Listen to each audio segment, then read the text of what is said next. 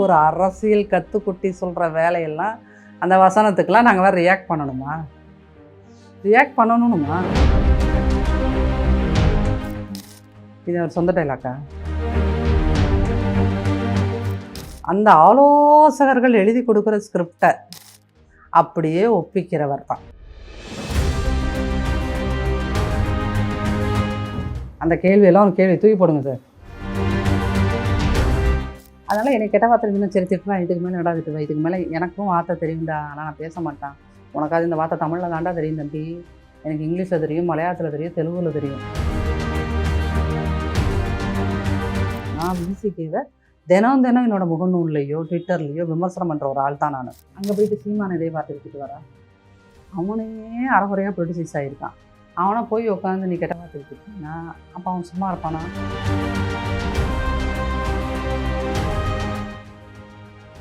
Lines மீடியாவுக்கு நீங்கள் அளித்து வரும் ஆதரவுக்கு மிக்க நன்றி. தொடர்ந்து எங்களுடன் இணைந்திருங்கள். லைக் பண்ணுங்கள், சப்ஸ்கிரைப் பண்ணுங்கள், நண்பர்களுக்கு பகிருங்கள். நாம் இணைந்து பயணிப்போம். அதிமுகவோடு சேர்றேன், நான் நிபந்தனை இல்லாமல் வந்து சேர்றேன், அப்படி வந்து சேர்றேன், இப்படி வந்து சேர்றேன்னு வருகின்ற எல்லா குரல்களுமே பச்சோந்திகள்.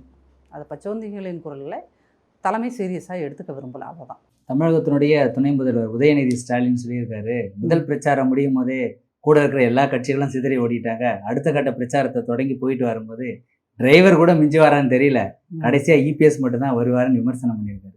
இந்த விமர்சனத்தை எப்படி பார்க்குறீங்க? இது ஒரு சொந்த டைலாக்கா? சொந்த டைலாக் அது. இந்த டைலாக்கை அவர் டெலிவரி பண்ணுறதுக்கு ஒரு 11 பேர் கொண்ட குழு, 11 பேர் கொண்ட குழு சார். ஆனந்த விகடன் ஒரு பத்திரிக்கை இருந்துச்சு, இப்போ ஆன்லைனில் வருதா, பத்திரிக்கை வருதா என்னன்னு சரியா தெரியல எனக்கு. ஆனந்த விகடன் ஒரு பத்திரிக்கை இருக்குது. அந்த பத்திரிக்கையில் வேலை பார்த்த பல பேர் இன்னைக்கு நம்ம உதயநிதி சாரோட ஆலோசகர்கள். அந்த ஆலோசகர்கள் எழுதி கொடுக்குற ஸ்கிரிப்டை அப்படியே ஒப்பிக்கிறவர் தான். அதில் அந்த ஆலோசனை குழுவில் பல பேர் சினிமாவுக்கு டைலாக்லாம் எழுதுனவங்க, சரிங்களா?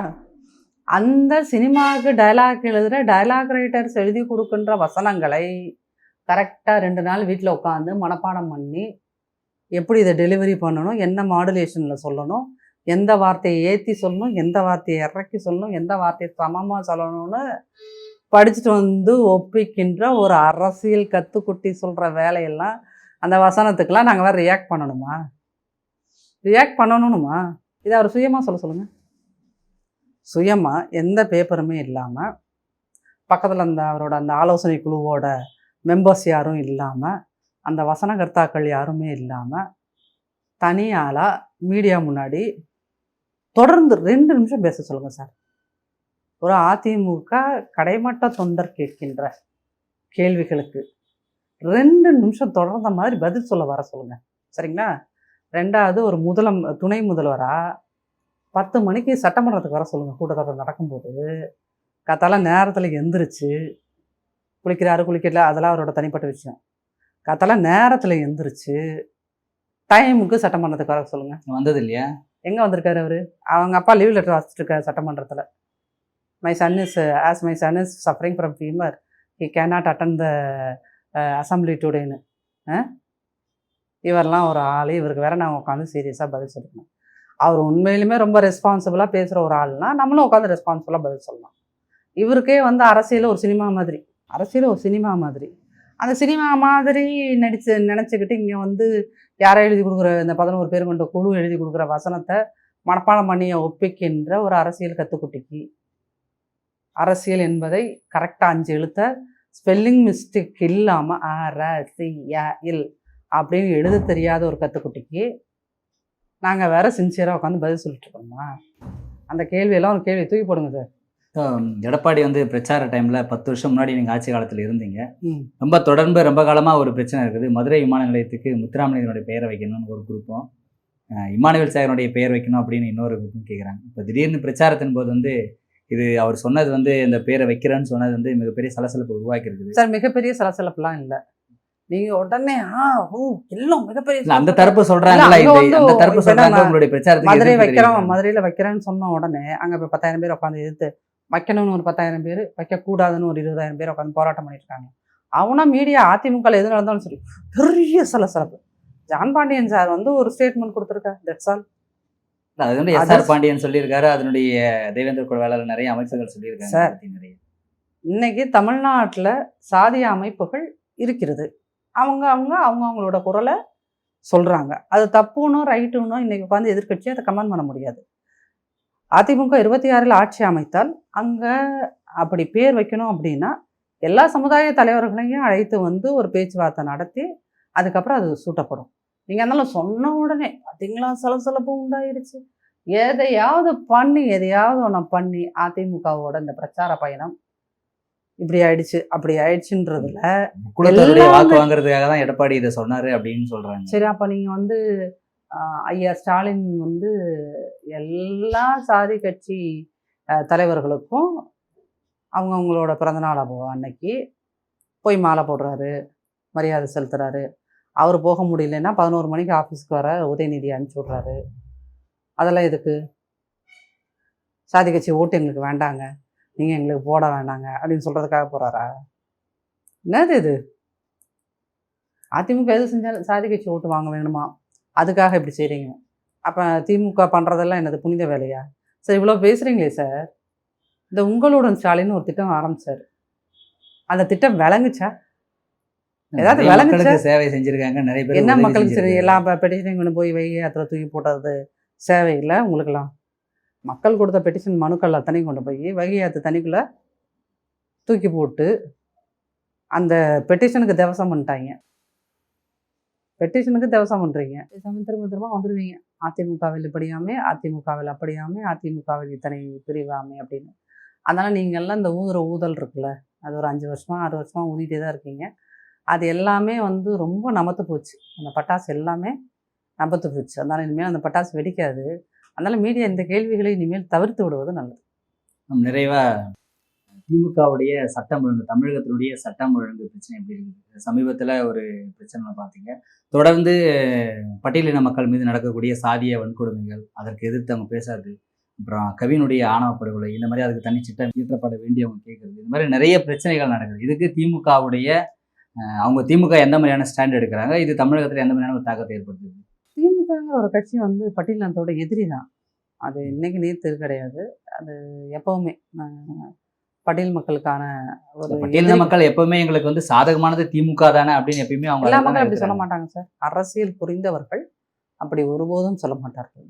ஏன்னா நீங்கள் வந்து இந்த ஸ்டாலினோட திமுக மட்டும் கிடையாது, கருணாநிதியோட திமுகவும் அவருடைய ஆட்சியின் போதும் பட்டியலின மக்களுக்கு வந்து பாதுகாப்பு இருக்காது அப்படிங்கிறது. இவங்க வந்தாங்கனாலே, திமுக ஆட்சிக்கு வந்தாலே பட்டியல் மக்களோட பாதுகாப்புங்கிறது மிகப்பெரிய ஒரு கேள்வியாயிடும். ரெண்டாவது அவங்களோட கட்சிக்குள்ளேயே பார்த்தீங்கன்னா எத்தனை எஸ்சி வந்து மாவட்ட தலைவர்களாகவோ இல்லை வேறு பொறுப்புகள்லையோ இருக்காங்க. ஒருவேளை இந்த திமுக மாதிரியான கட்சியெல்லாம் நாளைக்கு எஸ்சிக்களுக்கு எந்த ஒரு பொறுப்பையும் தராதுன்னு உணர்ந்து தான் அன்றைக்கே வந்து அம்பேத்கர் வந்து இந்த ரிசர்வேஷன் ஒன்று கொண்டு போனார். இல்லைன்னா இங்கெல்லாம் நீங்கள் நினச்சே பார்க்க முடியாத ஒரு எம்எல்ஏ வருவார், ஒரு எம்பி உருவாக முடியும் எஸ்சியிலேருந்து அப்படிங்கிறது. இந்த மாதிரி எல்லா இடங்கள்லையுமே நீங்கள் வந்து பட்டியலின மக்கள் வஞ்சிக்கப்பட்டு கொண்டே தான் இருக்கிறார்கள்.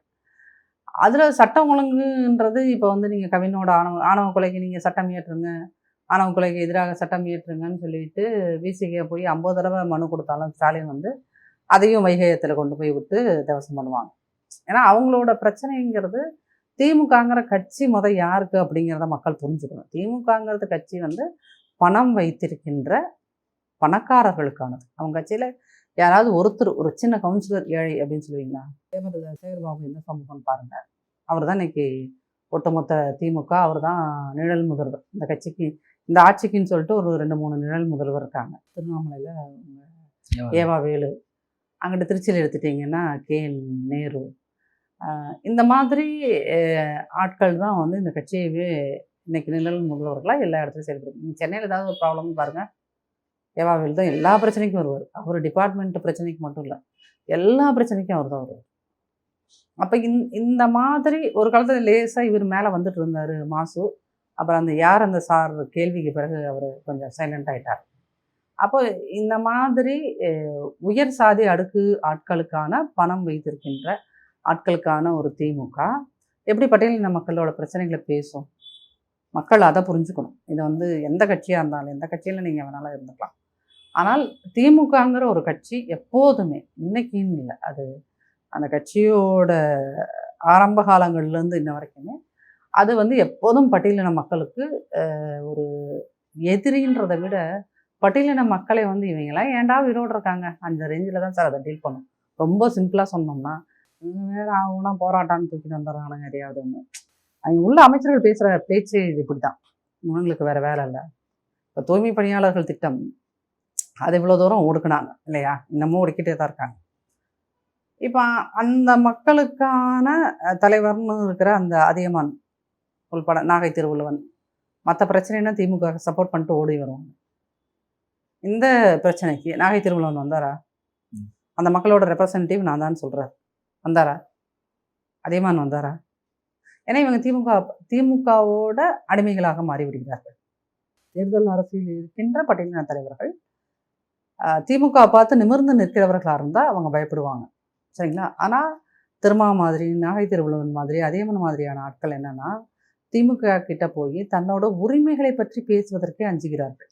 தொடர்ந்து தினம் இது ஒரு அட்ராசிட்டிஸ் சார். பேண்ட்டு போட்டு போனால் அவன் தெருவில் ஸ்கூட்டரை ஓட்டிகிட்டு போனான், பெரிய பைக் ஓட்டிகிட்டு போனான்லாம் ஒரு பட்டியலின பையனை நீங்கள் வெட்டுறீங்க அப்படின்னா, நல்ல சட்டை போட்டு போனதுக்கெல்லாம் வெட்டுறாங்க. அந்த கிழமை நல்லா வேட்டி கட்டிட்டு வந்தான்டான்னு வெட்டுறான் திருவாரூர் டிஸ்ட்ரிக்டில். கவிதை வீட்டில் நமக்கு என்ன, அந்த சாதியில் இருக்கவங்க இருக்கே அடுத்த சாதி பொண்ணை போய் லவ் பண்ணான். இவன் யாரும் போகணும், இவன் படிச்சுட்டான், மாதம் 2 லட்ச ரூபா சம்பளம் வாங்கினா இவன் பெரியவனா? அப்போ நீங்கள் அந்த ஆட்டிடியூடை மாற்றாமல் எனக்கு நீங்கள் சாதி ஆணவ கொலைக்கு எதிராக பட்டியலின தலைவர்களே வந்து கலப்பு திருமணத்தை விரும்ப மாட்டிருக்காங்கன்னு சொல்கிறீங்களா சார்? நீங்கள் வந்து விரும்ப மாட்டேன்றாங்க அப்படின்னா ஸ்டேஜில் வந்து என்ன சொல்லுவாங்க, இந்த கலப்பு மனம் தேவைம்பாங்க. ஆனால் அங்கே போய் திமுக கிட்ட போய் எனக்கு இப்படி ஒரு சட்டம் வேணும்னு டிமாண்ட் பண்ணுறப்ப, ஆமாங்க ஐயா அவன் பேசுனது செஞ்சதெல்லாம் தப்பு தாங்க ஏன்ட்டு வந்துடுவான். இந்த கருணாநிதி காலகட்டத்திலிருந்தே வந்து இந்த மக்களுக்கான மேஜர் ஜெனரல் அப்படின்னு புகழப்பட்ட திருமாவளவன் இன்னைக்கு திமுகவோட கூட்டணியிலிருந்து 4 எம்எல்ஏ இருக்காரு, 2 எம்பி இருக்குது. மிக வலுவாக திமுகவில் இன்னைக்கு அவர் தான் வந்து ஒரு கேம் சேஞ்சராக இருக்காரு. அவர் மட்டும் இன்னைக்கு பிரிந்து போனார்னா திமுக தோக்கிறதுக்கான வாய்ப்பு இருக்குது. அந்த அளவுக்கு அவர் வளர்ந்துருக்குது விடுதலை சிறுத்தைகள் கட்சினா. இப்போ இவ்வளோ பெரிய வளர்ச்சி கண்டதுக்கான திமுக தானே காரணம். திமுக இல்லாமல் திருமாவளவன் இந்த அளவுக்கு வளர்ந்துருக்க முடியுமா? திமுக வந்து திரும்ப வளர்வதை விரும்புச்சு அப்படிங்கிறதையும் நீங்கள் எடுத்துக்கணும். திமுக அது வந்து ஒரு பெரிய பாலிடிக்ஸ், நம்ம நாள் ஃபுல்லாக உட்காந்து பேசிக்கலாம். திமுக திரும்ப வளர்வதை விரும்புச்சு. ஏன் அப்படின்னீங்கன்னா அது வந்து இந்த திமுக அது கருணாநிதியோட டெக்னிக் வந்து ஒரு இங்கிலீஷ்காரன் பிரிட்டிஷ்காரன் பண்ணுறது தான், டிவைட் பண்ணி ரூல் பண்ணும், டிவைட் அண்ட் ரூல், அதுதான் அவரோட. அப்போது இவர் வந்து ஒரு குறிப்பிட்ட பிஆர் சமூகத்தோட தலைவர் இவர். அப்போ அவங்களோட பாப்புலேஷனுங்கிறது நிறையா இருக்குது, சரிங்களா? அதுக்கு திரும்ப தேவைப்பட்டார் கருணாநிதிக்கு. 2வது பிஆர்லே நான் சொல்ல பறையர் சமூக மக்கள்லேயே வேற திருமா அல்லாத வேற யார் ஓங்கி வந்தாலும் அவர்கள் கொல்லப்படுவார்கள். அது வந்து கருணாநிதி பீரியட்லேயுமே நடந்துட்டு இருந்துச்சு. இப்போ ஸ்டாலின் பீரியடில் உங்களுக்கு கண்ணுக்கு எதிராக தெரிஞ்சதுங்கிறது அண்ணன் ஆம்ஸ்ட்ராங்கோட கொலை மட்டும்தான். ஆனால் அதுக்கு முன்னாடியும் இந்த மாதிரி நிறைய விஷயங்கள் நடந்திருக்கு. அதனால் அந்த மாதிரி இடத்துல அந்த டிவைடன் ரூலுக்காக திருமா மாதிரியான ஒரு ஆள் வந்து கருணாநிதி அவர்களுக்கு தேவைப்பட்டார். அதனால் அவங்க வளர்த்துட்டாங்க. இன்றைக்கி ஸ்டாலினுக்கும் திருமா அவர்கள் அதற்காக தேவைப்படுகிறார். அவர் உட்காந்துட்டு இந்த சனாதானத்தை வேற இருப்போம், சனாதானத்தை தூர இருப்போம்லாம் பேசுறதெல்லாம் வந்து சும்மா அது மேடைக்கான பாலிடிக்ஸ். ஆனால் நிஜம் என்ன அப்படின்னா திமுகவுக்கு வந்து பட்டியலினத்தில் இருக்கின்ற பெரும்பான்மை சமூகத்தோட ஒரு அடியாள் தேவைப்படுகிறது, சரிங்களா? அதற்காக திருமாவை வைத்திருக்கிறார்கள். நாளைக்கு ஒரு வேளை இந்த 15-16% இருக்காங்க பறையர் மக்கள், அது இந்த வட மாவட்டங்கள், இவங்களோட ஓட்டு வந்து திருமா இருக்கிறதுனால நமக்கு கிடைக்காது அப்படின்னு நினச்சாங்க தூக்கி போட்டு போயிட்டே இருப்பாங்க, சரிங்களா? அப்போ இந்த கேஸ்ட் பாலிட்டிக்ஸோட டைனமிக்ஸ் அப்படிங்கிறது ரொம்ப பெருசு, ரொம்ப ஆழமானதும் கூட, ரொம்ப கன்னிங்கான பாலிட்டிக்ஸ் அதுக்குள்ளே இருக்குது. அதனால் இவங்களுக்கு வந்து 4 எம்எல்ஏ 2 எம்பி அப்படிங்கிறது திருமாவர்களை பொறுத்தளவுக்கு நம்ம 35 வருஷம் இந்த பாலிடிக்ஸ்குள்ளே நிறைய கஷ்டப்பட்டுருக்காரு, இல்லைன்னு சொல்ல முடியாது, பட்டுட்டோம். அதற்கான ஒரு வெகுமதியாக இது நமக்கு கிடச்சிருச்சு. அவரும் இப்போ 60+ வந்துட்டார், ஒரு மூத்த குடிமகன் ஆகிட்டார். அப்படிங்கும்போது இது வரைக்கும் போதும் அப்படிங்கிற ஒரு முடிவுக்கும் மனநிலைமைக்கு அவர் வந்துட்டார். 2வது திருமாவே விரும்பினாலும் அவரால் திமுகவை எதிர்க்க முடியாது. ஏன் அப்படின்னீங்கன்னா, திருமாவுக்கு அடுத்து உருவாகி இருக்க அந்த 2ஆம் கட்ட தலைவர்கள் இருக்காங்கல்ல, இது விசிகேக்குள்ள இருக்கிற 2ஆம் கட்ட தலைவர்கள், அது வன்னியரசா இருக்கலாம், ரவிக்குமாராக இருக்கலாம், சிந்தனை செல்வனாக இருக்கலாம், அப்புறம் அந்த ஆனூர் சாலமாசா இருக்கலாம், பாலாஜியா இருக்கலாம், இன்னும் நிறைய பேர், நமக்கு பேர் தெரிஞ்சவங்க பேரை மட்டும் சொல்றோம். அவர் கூட சுத்திட்டு இருக்கிற எல்லாருமே அவர் திமுக கூட்டணியை விட்டு வெளியே வரணும், இல்லை திமுகவுக்கு அப்போஸா ஒன்று பேசணும், அவங்கள அப்போஸ் பண்ணணும் அப்படின்னு நினைச்சா கூட இவர்கள் அதை அனுமதிப்பதில்லை. இவங்க வந்து அந்த அளவுக்கு பழகிட்டு இருப்பாங்களோ? சார், இவங்க எல்லாருமே ஏதோ ஒரு வகையில் நீங்கள் அரசியலை வந்து வெறுமனா நேரில் பார்க்குறீங்க, வெறுமனா இந்த கொள்கை அரசியல் அப்படின்றது. எல்லாருமே அரசியல் இந்த 2ஆம் கட்ட தலைவர்கள் எல்லாருமே ஏதோ ஒரு வகையில் ஏதோ ஒரு தொழில் பண்ணுறாங்க. சரிங்களா? யாரோ ஒருத்தர் ஒரு குவாரினை எடுத்து நடத்திட்டு இருப்பார். திமுக ஆதரவு இல்லாமல் அந்த குவாரியை நடத்த முடியாது. திமுக ஆளுங்கட்சியாக இருந்தாலும் சரி, எதிர்கட்சியாக இருந்தாலும் சரி, சப்போர்ட் தேவைப்படுது. அப்போ இது நிறைய முடிச்சுகள் இருக்கு இதுக்குள்ள. அதனால வெளியே வர்றதுக்கான வாய்ப்பு. அதனால திரும்ப விரும்பலாம். திரும்ப வந்து என்னடா வேலை நம்ம இப்படி பீத்தி குடிக்க வச்சுட்டானுங்க, அதனால நம்ம இந்த கூட்டணி ஒன்றும் நமக்கு பண்ணலை போகலான்னு நினைச்சாலும், இந்த பக்கம் வன்னியரசு கையை பிடிச்சி ஒரு பக்கம் இழுப்பாரு, இந்த பக்கம் சிந்தனை செல்வனும் ரவிக்குமாரும் ஒன்று சேர்ந்து ஒரு பக்கம் இழுப்பாங்க. அவர் எங்கிட்ட போவார்? அப்போ அவரே இன்னைக்கு திருமாவர்கள் வந்து இந்த 2ஆம் கட்ட தலைவர்கள்னு அவங்களை சொல்ல முடியாது, இந்த 2ஆம் கட்ட சக்திகளுக்கு அவங்களோட கட்டுப்பாட்டில் தான் இருக்கார். அதுதான் முக்கியம். ஏன்னா அவர் வந்து இவர்கள் எல்லாரையும் போல ஒரு பெரிய ஃபேமிலியோட சப்போர்ட் அப்படிலாம் இல்லை. அவர் தனி மனிதராக இருக்கிறார். அது ஒரு துயரத்துக்குரிய ஒரு விஷயம். அப்போ அந்த இடத்துல இவர்கள் எல்லாருமே அதை பயன்படுத்தி கொள்கிறார். அப்படிங்கும்போது உண்மையில் இன்னைக்கு கட்சியில் திருமாவர்களே ஒரு சுதந்திரம் இல்லாமல் ஒரு செயின்ட் அப்படின்னு தான் சொல்ல முடியும். அவரே கட்டப்பட்டு தான் இருக்கிறார். இப்போ சமீபத்தில் ஏர்போர்ட் மூர்த்தி அவர்கள் வந்து தமிழ்நாட்டினுடைய டிஜிபி அலுவலகத்திற்கு முன்னாகவே வந்து ஒரு பெரிய பிரச்சனை இல்லாமல் மாட்டினார். நிறைய சலசலப்புகள் உருவாச்சு. அவர் மீது வழக்கு தொடுத்து அவர் இப்போ சிறையில் இருக்கார். இந்த சட்டம் ஒழுங்கு பிரச்சனை வந்து நிறைய பேர் சொல்கிறாங்க, விசிகா தேவையில்லாதது இன்வால்வ் ஆகி அவர் அடித்தார் அப்படின்றாங்க. அவங்க தரப்பு வந்து இல்லை, எங்கள் தலைவரை தேவையில்லாத அவர் இந்த மாதிரி திட்டினாரு அப்படின்னு சொல்கிறாங்க. இந்த முரண்பாடை நீங்கள் எப்படி பார்க்குறீங்க? தொடர்ந்து விசிகா மீது இந்த மாதிரியான குற்றச்சாட்டுகள் வரதை நீங்கள் எப்படி பார்க்குறீங்க? சார், எல்லா இயக்கங்களும் உலகம் முழுக்க எல்லா இயக்கங்களும் சகோதர யுத்தத்தில் தான் வீழ்ந்து போயிருக்கார். இப்போ விசிகேக்கு வந்து ஏர்போர்ட் மூர்த்தி அப்படிங்கிறவர், அவர் வந்து விசிகேவோடு திருமாவர்களோடு ஒரு காலத்தில் பயணித்தவர் தான். சரிங்களா? இப்போ திருமாவோடு பயணித்தவர் தான் செல்வபிரந்தகை. திருமாவை பற்றினா பல ரகசியங்கள், தனிப்பட்ட வாழ்க்கையாக இருந்தாலும் சரி, அரசியல் வாழ்க்கையாக இருந்தாலும் சரி, பல ரகசியங்கள் செல்வபிரந்தகை அவர்களுக்கு தெரியும். இருந்தாலும் அவர் சைலண்டாக இருக்கார். இன்றைக்கே இணக்கமாக இருக்கு. இணக்கமாக இல்லை, ஆனால் சைலண்டாக இருக்கார். ஏன் அப்படின்னா, நீ என்ன டிஸ்டர்ப் பண்ணாத, நான் உன்னை டிஸ்டர்ப் பண்ணல அப்படின்றது, இதெல்லாம் அரசியலில் ஒரு உடன்பாடு மாதிரி தான். சரிங்களா? ஆனால் மூர்த்தியும் இவர் கூட சேர்ந்து பயணம் செஞ்சுருக்கும் போது இவரோட வீக்னஸ் என்னன்னு தெரியும். இவர் செய்த விஷயங்களும் அவர்களுக்கு தெரியும். திருமா கட்சியில் இருக்கவங்க செஞ்ச விஷயங்களும் இவருக்கு தெரியும். அப்போது நம்ம 2 பேரும் நம்ம மேலே ஒருத்தர் களை தூக்கி போடுறது அப்படிங்கிறது 2 பேருமே சேத்துல விழுந்து புரள்வதற்கு சமம். சரிங்களா? இப்போது இவர் வந்து மூர்த்தி அவர்கள், இப்போ நானும் திரும்ப வந்து பயங்கர விமர்சனம் பண்ணியிருக்கேன், பயங்கர காட்டமான விமர்சனம் பண்ணியிருக்கேன். ஆனால் எப்போதும் திறந்தாழ்ந்த வாழ்த்துக்களை நான் யாருக்குமே பயன்படுத்த மாட்டேன். திரும்ப மீது அப்படி பயன்படுத்தவும் மாட்டேன். ஏன்னா நான் பள்ளிக்காலங்கள்ல இருந்து நான் அவரை பார்த்துட்டு வரேன். ஒரு தலைவராக என் குடும்பத்தில், என் சொந்தக்காரங்களில் பல பேர் இன்னமும் கட்சியில் இருக்காங்க. அவர் எப்படியெல்லாம் உழைச்சிருக்காருன்றதும் தெரியும். அவரோட பாசிட்டிவ் சைடும் தெரியும், அவரோட நெகட்டிவ் சைடும் தெரியும். இங்கே எல்லா தலைவர்களும் வெறும் பாசிட்டிவிட்டியோட தான், பாசிட்டிவான ஆட்கள்னு தான் சொல்ல முடியும். எல்லாத்துக்கும், எல்லா மனிதர்களுக்குமே பலவீனங்கள் இருக்குது. சரிங்களா? அப்போது இவர் வந்து நீங்கள் ஒரு அரசியல் ரீதியாக, கருத்தியல் ரீதியாக, சார் நீங்கள் டிஎம்கேக்கு ஏன் இவ்வளோ தூரம் குனிஞ்சு போகிறீங்க, ஏன் இவ்வளோ தூரம் நீங்கள் வந்து அவங்க சப்போர்ட் பண்ணுறீங்க, ஏன் இவ்வளோ தூரம் தூக்கி பிடிக்கிறீங்க, ஏன் மக்களோட பிரச்சனைகளுக்கு பேசுறதுல அப்படின்னு நியாயமாக கேள்வி கேட்டால் அது ஒன்று. சரிங்களா? ஆனால் அவரை ஒரு தலைவர், அவரை சுற்றியும் வந்து அட்லீஸ்ட் ஒரு 5 லட்சம் 10 லட்சம் தொண்டர்கள் இருக்காங்க. அவங்கள நீங்கள் வந்து ஒரு தலைவரை பேசும்போது அந்த 10 லட்சம் பேரில் 10 லட்சம் பேருமே பொறுமையாக இருக்க மாட்டோம். நான் அவங்கள பொறுத்தல அவர் வந்து அவங்களுக்கு தெய்வம். அவனோட ஏதோ ஒரு பிரச்சனைக்கு இவர் போய் நின்றுக்கலாம், காப்பாற்றி விட்ருக்கலாம் இல்லையா? அப்படிங்கும்போது ஒரு பெரிய இயக்கத்தோட தலைவர் மேலேயோ, நீங்கள் ஒரு சிறிய இயக்கங்களின் தலைவர்கள் மேலேயோ தனிப்பட்ட தாக்குதல்களை யாராக இருந்தாலும் தவிர்க்கணும். நீங்கள் பேசலாம் சார், பேசலாம். ஆனால் அரசியலுங்கிறது நம்ம எல்லாரும் பேசிட்டு இந்த தமிழ்நாட்டை விட்டு வெளியே போக போகிறோமா? இங்கே தானே குப்பை கொட்ட போகிறோம். இப்போ உங்களை நான் பார்த்துக்கணும், என்ன நீங்கள் பார்த்துக்கணும் அப்படிங்கிற கட்டாயம் எல்லாத்துக்கும் இருக்குது.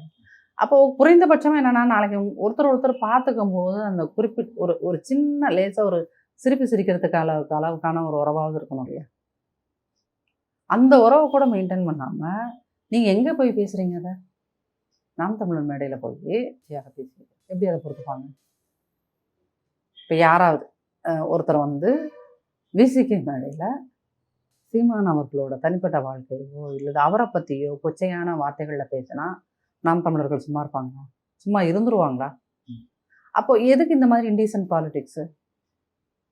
யாரையுமே நேர்மையாக சரியான வார்த்தைகளில் கருத்தியல் ரீதியாக விமர்சனம் பண்ணிட்டா அது இது. அட் த சேம் டைம் இந்த விசிகேல இருக்கிற பல தம்பிகளுக்கு விசிகேங்கிற ஒரு கட்சி 90கள்லேருந்து 2000 வரைக்கும் எப்படி இருந்துச்சு, 2000லேருந்து 2010 வரைக்கும் எப்படி இருந்துச்சு, 2010லேருந்து இன்றைக்கி எப்படி அது டெவலப் ஆகிருக்கு, இந்த டெவலப்மெண்ட்ஸ்லாம் எதுவுமே இதை பற்றி எந்த ஊனாமே தெரியாத பலர் கட்சியில் இருக்காங்க. ஏன்னா என்னை கூப்பிட்டு நிறைய பேர் ஃபோனில் திட்டுவான், இல்லை இந்த கட்சி 90ல் எப்படி இருந்துச்சுடா, எப்படி ஆரம்பித்தாங்க, என்ன ஏதுன்னு கேட்டோம்னு வச்சுக்கோங்களேன். என்னை கெட்ட வார்த்தையில் அவன் திட்டினாலும் நான் அவங்ககிட்ட டைலாகுக்கு எப்பயுமே ரெடியாக இருப்பேன். ஏன்னா உரையாடல் மூலமாக தான் நீங்கள் வந்து சமூகத்தில் மாற்றங்களை உருவாக்க முடியும் அப்படின்றத நான் ரொம்ப ஸ்ட்ராங்காக நம்புற ஆள். அதனால் என்னை கெட்ட வார்த்தை இருந்துன்னா சரி திட்டுறேன், இதுக்கு மேலே நடா திட்டுவேன், இதுக்கு மேலே எனக்கும் வார்த்தை தெரியும்டா, ஆனால் நான் பேச மாட்டேன், உனக்காவது இந்த வார்த்தை தமிழில் தாண்டா தெரியும் தம்பி, எனக்கு இங்கிலீஷில் தெரியும், மலையாளத்தில் தெரியும், தெலுங்குல தெரியும், நான் பேச மாட்டேன்டா, பேசி முடிச்சிட்டியாடா அப்படிம்பா. ஏன்னா அவன் அப்படி ஆக்ரோஷமான பேச வரவன் அதுக்கப்புறம் அவன் சாஃப்டாயிடுவான். அப்போ அந்த சாஃப்ட் ஆகிறவன்ட்ட கேட்பேன், எப்படா நீ வந்து இந்த கட்சியோட வரலாறு உனக்கு என்ன தெரியும், திருமாவை பற்றி உனக்கு பர்சனலாக என்ன தெரியும் அப்படின்னு கேட்டோம்னா உனக்கு பதில் சொல்ல தெரியாது. அப்போ என்னென்னா அந்த கட்சிக்குள்ளே இருக்கிறவங்க இந்த மாதிரி கீழ்மட்டத்திலேருந்து வருகின்ற ஒரு இயக்கம் வந்து அவ்வளோ தூரம் பொலிட்டிசைஸ் ஆகி இருக்காது. அப்போது அவனே அறகுறையாக பொலிட்டிசைஸ் ஆகியிருக்கான்.